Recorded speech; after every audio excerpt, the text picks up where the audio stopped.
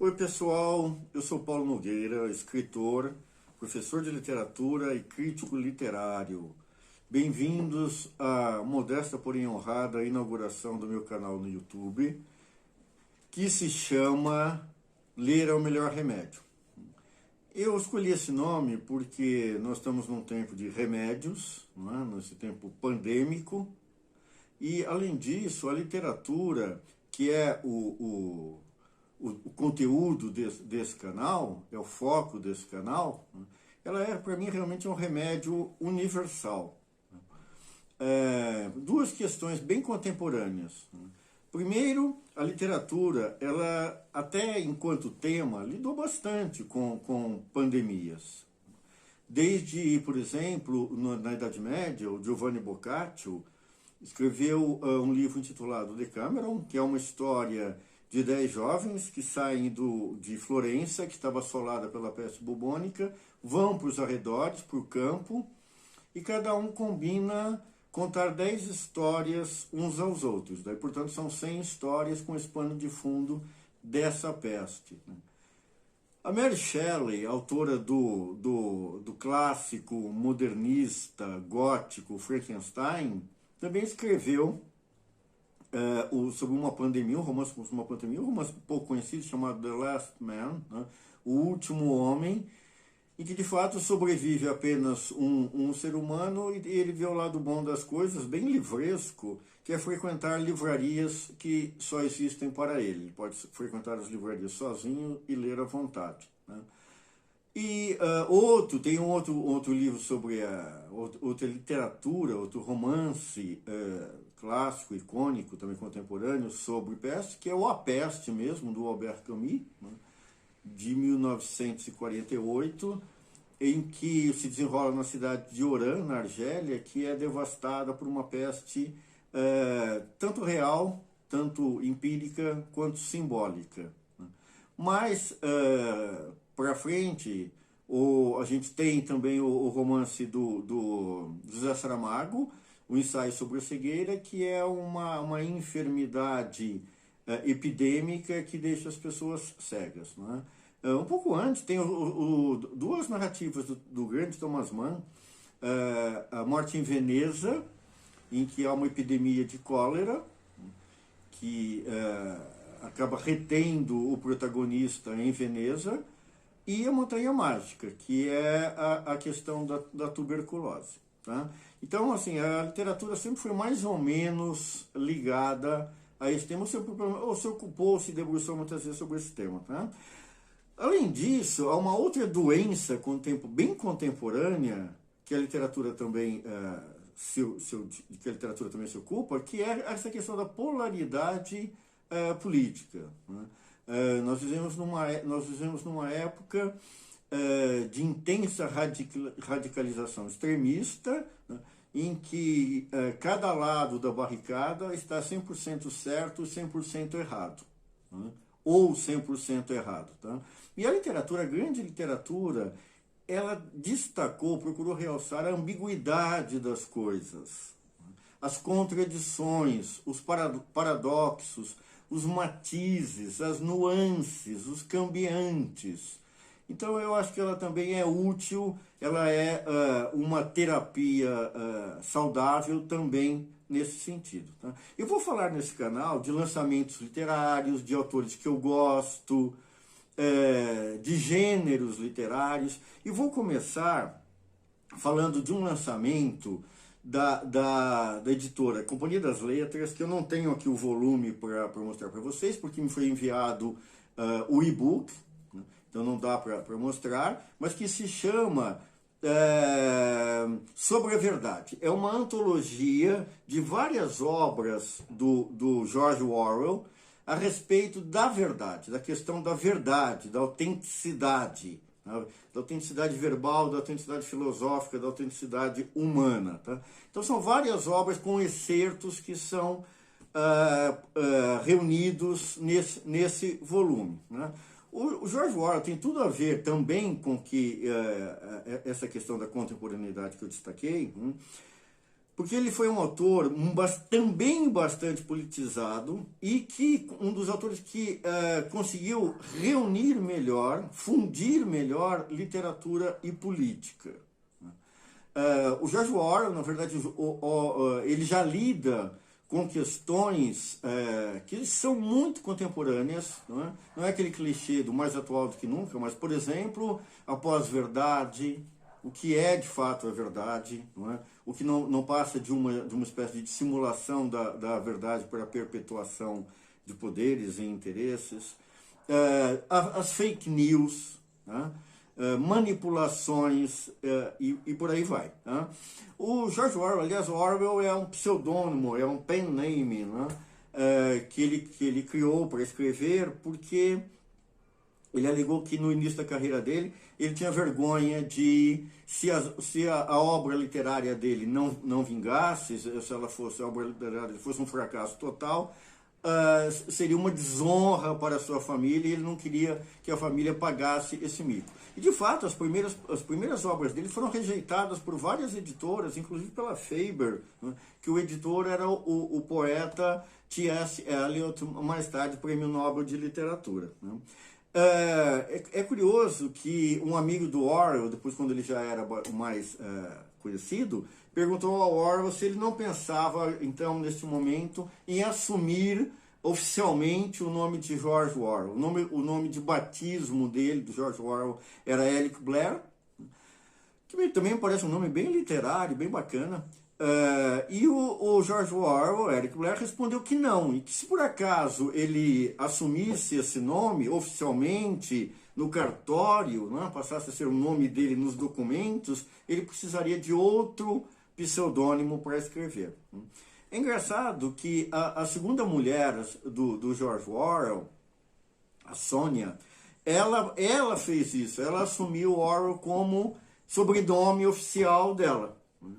E aliás, foi na Sônia Orwell que foi batizada a personagem feminina da Julia, né, que é a principal personagem feminina do romance 1984, de que eu já vou falar daqui a pouco dele. E a Sônia Orwell incorporou oficialmente o Orwell como sobrenome dela, né, e nos túmulos do George Orwell estará Eric Blair, né, e ao lado dele também enterrada a Sônia Orwell. Tá? Uma fofoquinha erótico-literária, que eu acho que é sempre divertido. Depois, quando o George Orwell morreu, em 1950, a Sônia Orwell namorou dois vultos da cultura europeia, o Lucian Freud, o pintor britânico, e o filósofo francês Maurice Merleau-Ponty.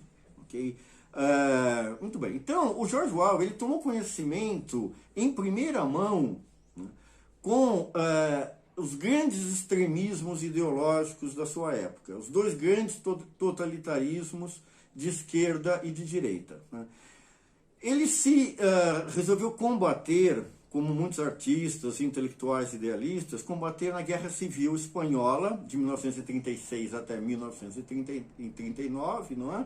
Em que, além do franquismo, né, o golpe militar desfechado pelo general Franco contra o governo institucional e legal da República Espanhola, né, havia por trás desses dois antagonismos, né, desse combate, o fascismo e o comunismo. Né.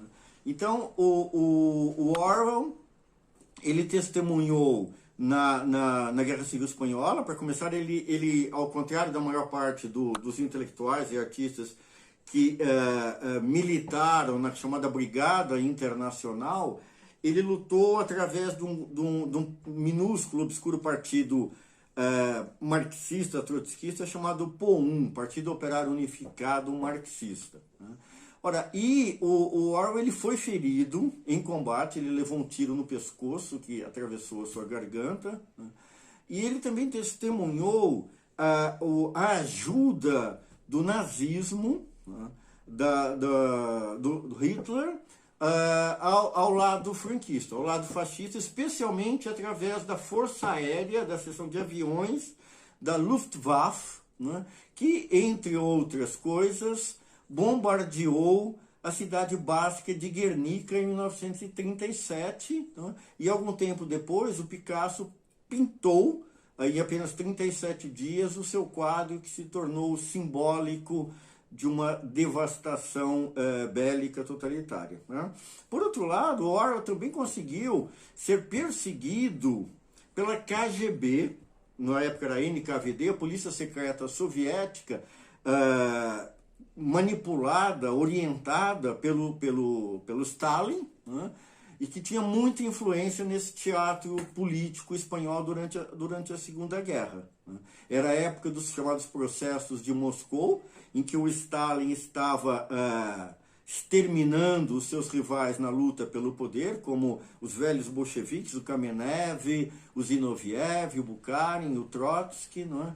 Então havia essa grande ferocidade da polícia secreta soviética, que acabou elegendo Orwell como alvo a ser abatido também. O Orwell acabou fugindo pela fronteira da França e até suspirou.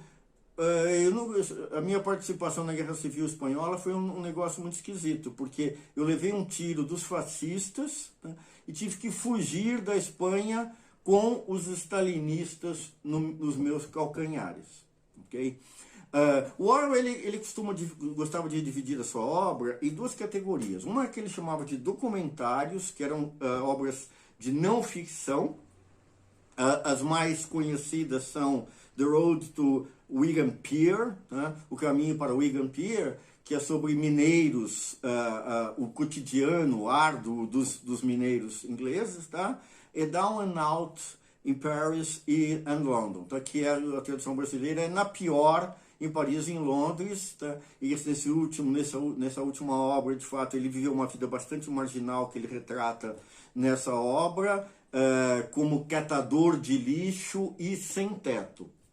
Um amigo do Orwell até deu uma alfinetadinha nele, dizendo: o Orwell vegetava nas ruas parisienses com as suas roupas proletárias de grife, dizendo que ele podia sair daquilo quando ele quisesse. Tá? No entanto, o Orwell ele era de fato uma pessoa bastante autêntica, e havia um idealismo até certo ponto ingênuo, que lembra um pouco da Simone Weil, uma filósofa francesa, não é? que se identificou tanto com a causa dos oprimidos, que ela acabou por recusar comida cada vez mais e acabou por morrer de fome. Tá? E a outra vertente da obra do Orwell são as distopias. Tá? Distopias ao contrário de utopia, que é a representação de uma sociedade perfeita, que está tudo beleza pura, certinho, né?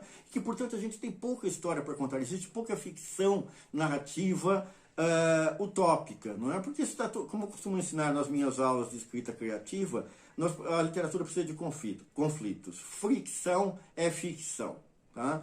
Então, e a distopia, ela abunda, prolifera de conflitos, né? Então nós temos inúmeras distopias literárias, tá? O George Orwell escreveu duas, que hoje são clássicos. Uma é a Animal Farm, a Revolução dos Bichos no Brasil. Eu tenho aqui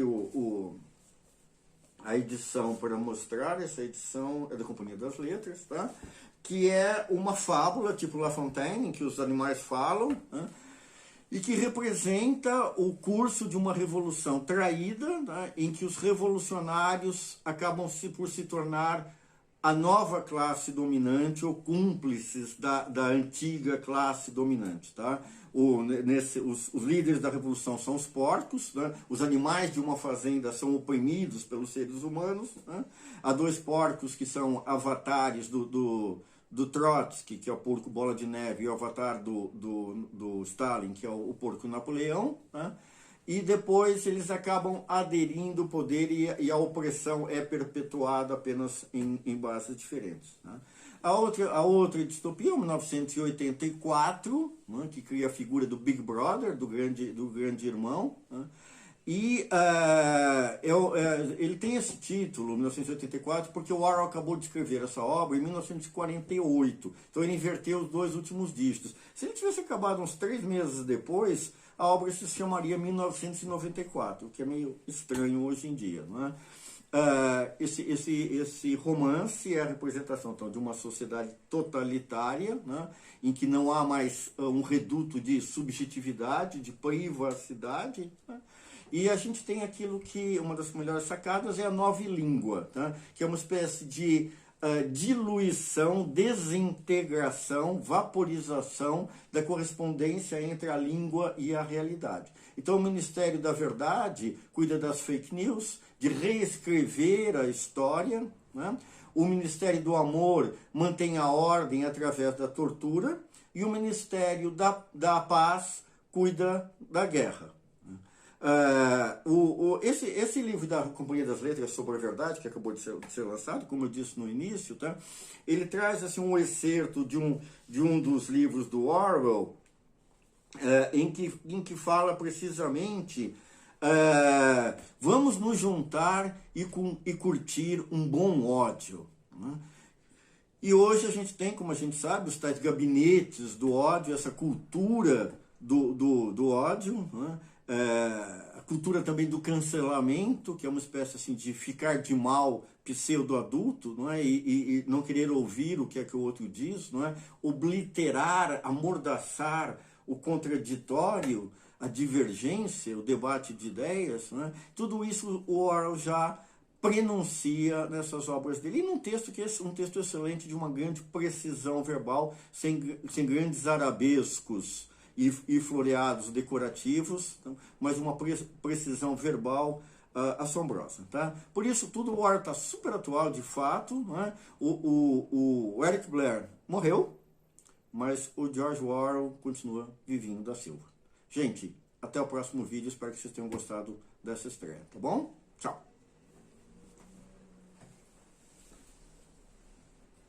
O que você achou?